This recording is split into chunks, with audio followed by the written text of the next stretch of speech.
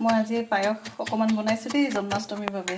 আপোনালোককো বোলো দেখাই দিওঁ। মই প্ৰথম চাউলখিনি যে এনেকৈ টুকি থ'লোঁ, টুকি থৈ পেলাই অকণমান গৰু ঘিউ দি পেলাই যে মই এনেকৈ সানি লওঁ চাউলখিনি। তেতিয়া মানে গোন্ধটো পূৰা ভিতৰলৈ যায়গৈ। তাৰপিছতে মানে গাখীৰত দিওঁ আৰু অকণমান যে এনেকৈ খুন্দি লওঁ। তেতিয়া অলপ ভাঙি যায় ন, পায়সটো অলপ ডাঠ হয়, খাবলৈ ভাল লাগে।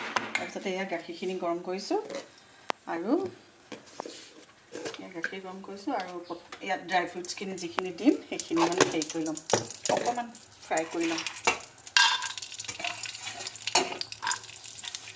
ড্ৰাই ফ্ৰুটছখিনি ফ্ৰাই কৰি পেলাই তাৰপিছত তাত দি দিম।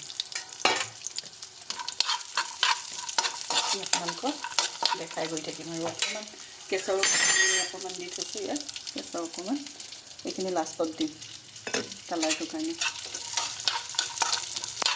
বাকী চাই থাকক, দেখাই থাকিম।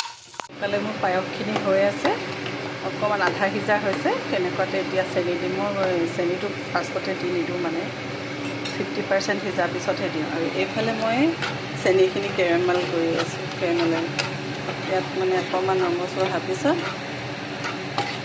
মই নিজৰ হিচাপত দিছোঁ বাৰু চেনিখিনি, আপোনালোকে নিজৰ হিচাপত দিব। যিমানখিনি দিব লাগে মানে চব ইয়াতে দি দিছোঁ। তাৰপিছত ইয়াত অকণমান গাখীৰ দি দিম।